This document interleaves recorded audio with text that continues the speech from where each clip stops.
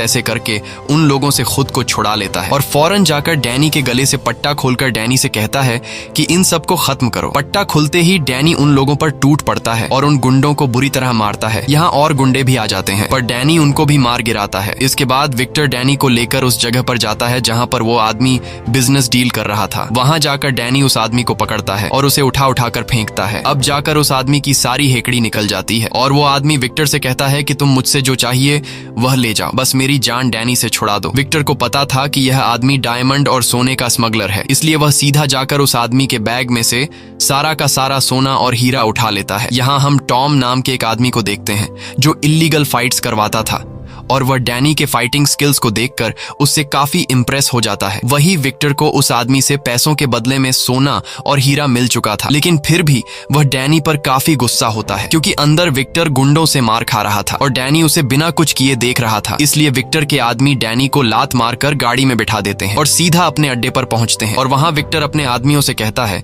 कि इसके सामने वो लोग मुझे पीट रहे थे, लेकिन ये वहीं पर खड़ा होकर मेरी पिटाई देख रहा था। विक्टर डैनी से कहता है कि तुम कभी भी नहीं सुधरोगे और जानवर ही रहोगे। बेचारा डैनी चुपचाप विक्टर की बातें सुन रहा था। इस तरह से दिन गुजरते हैं और विक्टर सजा के तौर पर कुछ दिनों के लिए डैनी पर खाना पीना बंद कर देता है। डैनी बेचारा भूखा प्यासा पिंजरे में बंद रहता है। कुछ दिनों बाद विक्टर डैनी को पिंजरे से बाहर निकालता है क्योंकि आज विक्टर को एक आदमी से पैसे वसूलने थे, लेकिन विक्टर अब डर चुका था कि डैनी फिर से कोई गलती न कर दे। इसलिए विक्टर डैनी को पहले उस जगह पर ले जाता है और वहां जाकर वह डैनी को समझाता है कि मैं पहले अंदर जाऊंगा और उन लोगों से अपने पैसे वापस मांगूंगा। अगर उन्होंने मुझे पैसे नहीं दिए तो मैं रिमोट का बटन दबा दूंगा जिससे यह लाल बत्ती जल जाएगी और बत्ती जलते ही तुम्हें सीधा अंदर आकर उन लोगों पर हमला कर देना है। और यह सारी बातें विक्टर बार बार डैनी के सामने रिपीट करता है ताकि डैनी के दिमाग में यह बैठ जाए कि जैसे ही लाल बत्ती जलेगी उसे अंदर जाना है। इसके बाद विक्टर अपने आदमियों के साथ अंदर चला जाता है और डैनी सीधा खड़ा होकर उस बत्ती को देखने लगता है। इंतजार करते हुए उसे काफी देर हो चुकी थी पर वह बल्ब जलने का नाम ही नहीं ले रहा था। इसी बीच डैनी की नजर वहां रखे एक खराब पियानो पर पड़ती है और डैनी ने कुछ दिन पहले किताब में पियानो की ड्राइंग देखी थी, इसलिए वह सीधा पियानो के करीब जाता है और पियानो को छूने लगता है। तभी पीछे से एक आदमी आता है जिसका नाम सैम है। सैम एक अंधा है और वह एक पियानो टीचर है। साथ ही साथ सैम खराब हुए पियानो को ठीक करने का काम भी करता है और सैम यहाँ उसी पियानो को ठीक करने के लिए आया है। सैम डैनी को अपने पास बुलाता है और डैनी से उसका नाम पूछता है, लेकिन डैनी कोई भी जवाब नहीं देता। सैम डैनी से कहता है कि मैं एक पियानो टीचर हूँ और मैं यहाँ इस पियानो को ठीक करने के लिए आया हूँ, लेकिन यहाँ मुझे तुम्हारी जरूरत पड़ेगी।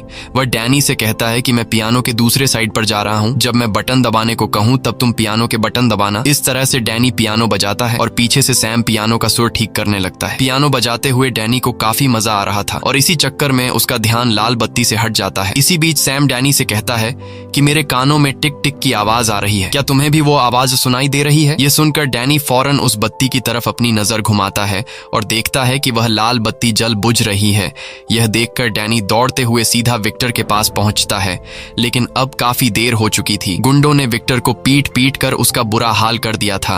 विक्टर अब डैनी पर काफी ज्यादा गुस्सा होता है क्योंकि वह पिछले आधे घंटे से लाल बत्ती जला रहा था। अब डैनी को सजा देने के लिए विक्टर उसे अपने अड्डे पर ले आता है और डैनी को पिंजरे में डालकर विक्टर सोचता है कि डैनी को कौन सी सजा दी जाए।